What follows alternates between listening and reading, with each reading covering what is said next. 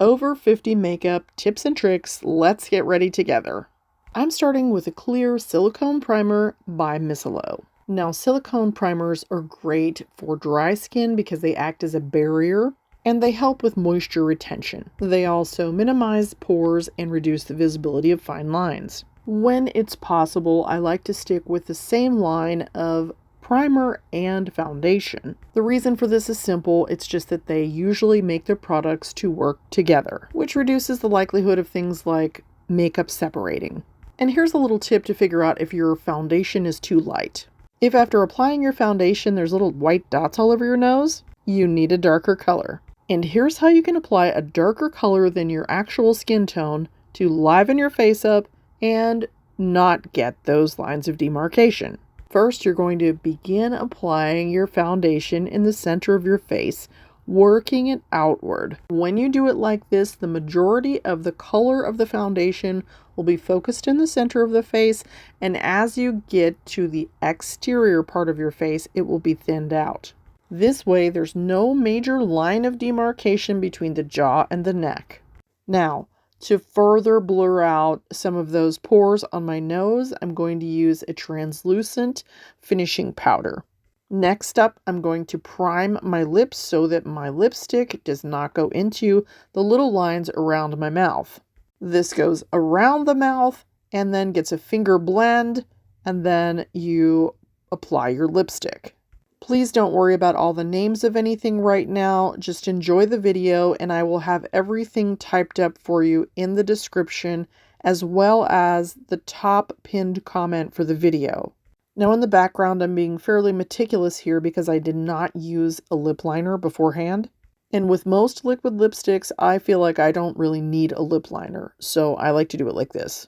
But occasionally, liquid lipstick will build up when you're applying it, so here's how I handle that. Just take a clean cotton swab and roll it from the foundation onto the lip. I actually use that same method when I'm applying concealer underneath my eyebrow and it builds up too much. I just roll it through my eyebrow and into the concealer, and that way it removes it. Once that's fixed, I'm moving on to priming my eyes. Priming the eyelids is a must for me because I have oily eyelids, and without a primer, all of my eye makeup will just crease up. So if your eye makeup is creasing or smudging all over the place, you definitely need an eyelid primer. Moving on to eyebrows. iMethod Beauty just sent me this new pack of their new eyebrow stencils. They're in small, medium, and large. And I've stamped my hand with the large and the small so you can see the difference. Today I'm going to use the large one, and I do have a medium to large head. Something I never thought I would say publicly, but here we are. Me and my big head. It just sounds funny to me to say I have a big head. I have a large head. Okay, so one thing that's important to know about the eyebrow stamp is that when you begin stamping, you want to start at the outer edge and work your way in. That way the color is focused on the outer part, and the inner part next to your nose can actually be softer and more natural looking. And I like to make that a little bit softer with a Q-tip or a little brush. And whether you have naturally beautiful full brows or you have no brows like me, it's helpful to take some concealer and a concealer brush and use the concealer as a tool to shape your brows. Now, this is where I was talking about earlier. If you get too much concealer there, you can use a Q-tip and roll it onto the concealer so that you don't mess up your whole eyebrow look. The amount of concealer I'm using is really just enough to get that brush wet. And then I basically dry my brush off and just use the tiny bit that's left on it to use above my brow. The less there is on the brush, the more natural it's going to look. And since I want mine to look more natural on top, that's why I do it that way. Let's do some eyeshadow. I bought a new palette at Ulta the other day by MAC, and I bought a few new brushes by Morphe. This set is called the I Got This 4-piece brush set. First up is a synthetic oval-tipped flat brush. These are perfect for packing on color exactly where you want it to be. Next is a large, natural blending brush. This is a round and firm brush, and it's really perfect for seamless transitions. For my older, crepey eye, this felt a little too firm. Then we have a natural, tapered mini blender brush. And I really like this small blender brush. This was much more my speed. It's softer and it's easy to get in those little crevices in your eye.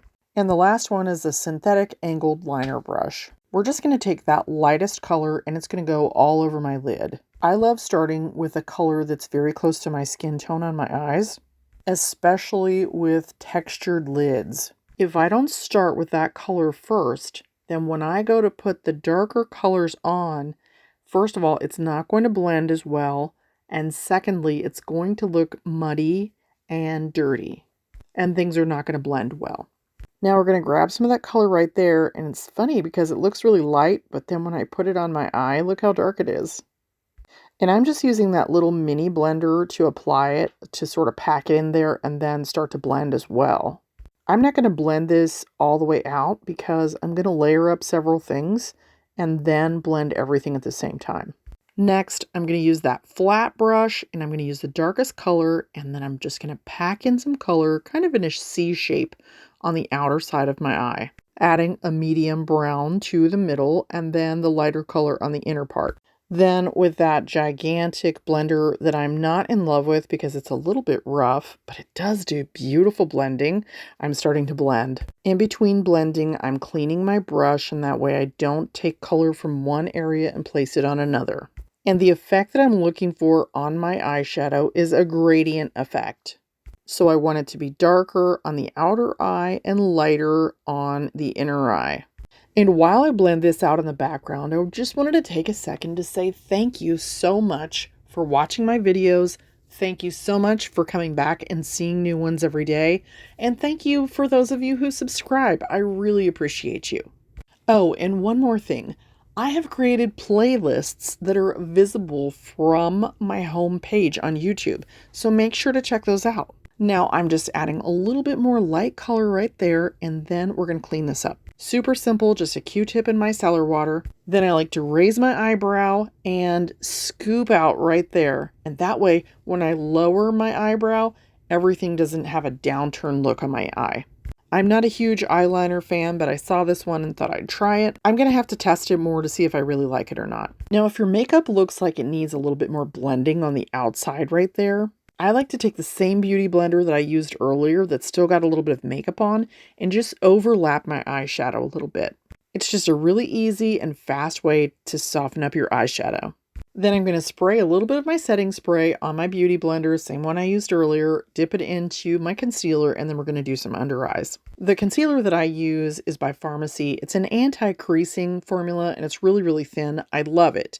But you can always use a little bit of setting spray to help this out. It thins it as it applies it, and it just makes it so that there's very, very little creasing. Now, it's important to note that this is a one-way deal. You have to spray your beauty blender with the setting spray and then dip it in the makeup and apply it. If you apply the makeup and then spray your beauty blender and apply it to your face, it's going to take the makeup off. So it only works one way. One more time.